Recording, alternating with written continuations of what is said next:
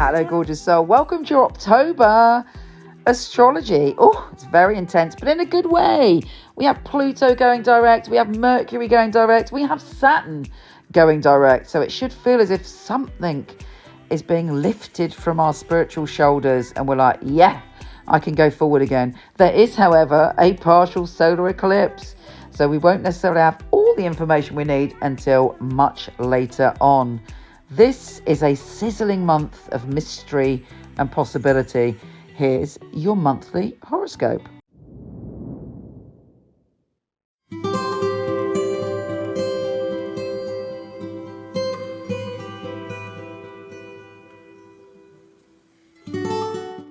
Hey Libra, it's Libra season, yeah baby, and Venus is in Libra.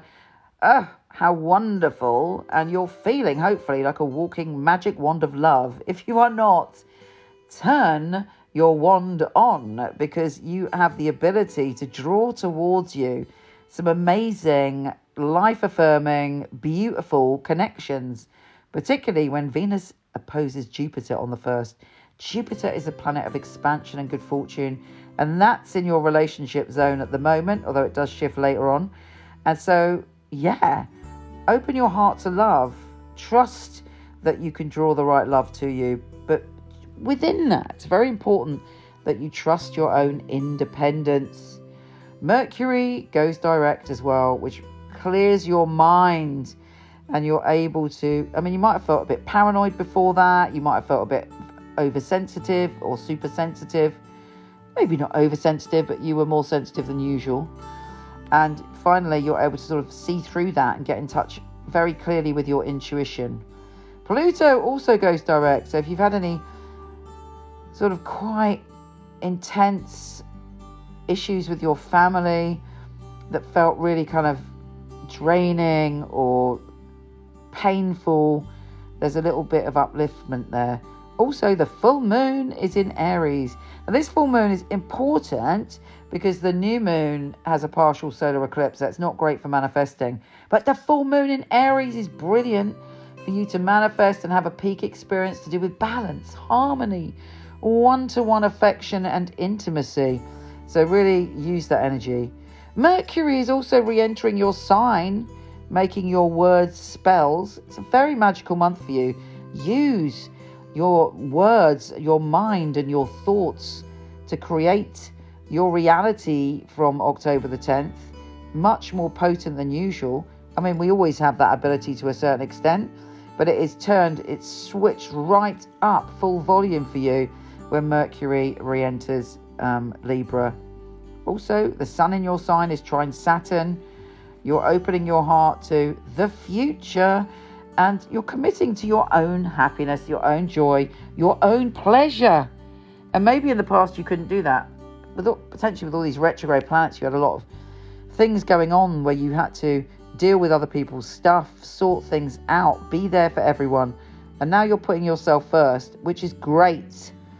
And when the sun in your sign trines Mars, you're ready for an adventure. You might go off on a journey, holiday, travel, go and visit someone unusual spontaneously, and it sort of boosts you up. It fills your batteries up and you're excited. Then we have Venus, the planet of love in your sign, trine Mars, planet of action in your adventure zone.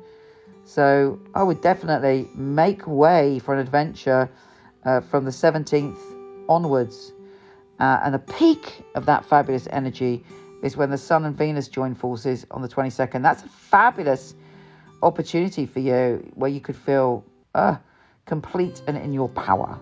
And it's great because it's like Libra season ending on a peak on the 22nd with some huge energy shift, because then we go into Scorpio season with Venus and the Sun entering Scorpio on the 23rd. But guess what? That's not bad.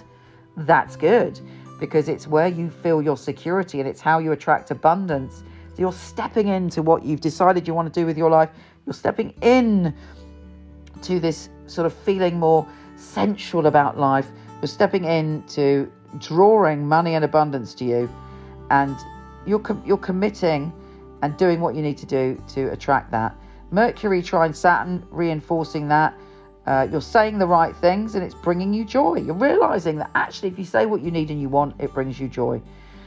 Saturn is then going direct, and that makes life much easier for you. It's almost like a weight is lifting, and you can think about maybe you had to commit to something or someone in the past and you were doing it for them rather than you. Now you're thinking about committing to things for you. The new moon in Scorpio is again you attracting a new way of being when it comes to financial security, abundance, feeling secure within yourself. But of course, bear in mind there's a partial solar eclipse, so you don't quite have the full story straight away, but still you have this power and strength within you. And with Mercury trine Mars, again, this kind of connection to Mars all month really is making you excitable, adventurous, outgoing, and you're getting your energy and your vitality back. If you felt a bit drained, fingers crossed, things are shifting. Mercury also leaves your sign on the 29th, so any magic you want to conjure with your words, any way you want to be persuasive, anything that you want to get, your voice wants to get out there, do it before October the 29th. But it looks like you might secure something to keep going. On Halloween, the moon is conjunct Pluto. It's a very intense emotional time for all of us. And for you, it's connected to your home and family. And to be honest with you, that could go either way. It can be absolutely fabulous, or it can be quite emotionally intense. So fingers crossed that it's fabulous and magical. Take care, gorgeous, and I'll speak to you soon.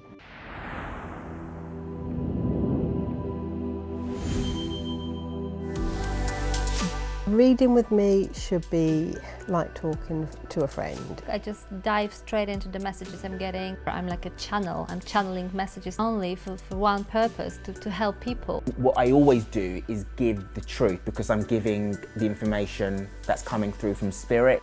And it is a bit like a three-way conversation sometimes. I've got the person on the phone, I've got me, and I've got another voice that's telling me things. I want you to find your own spiritual truthness. I know I have the tools to help you. We have the answers that we are looking for within ourselves. My priority is to connect to your truth and guide you to be the best version of yourself you can be and have the best life that you can have. Always I'm thankful to the people that come to me, because these are people who are taking that guidance and they're coming back again to let me know that that was right.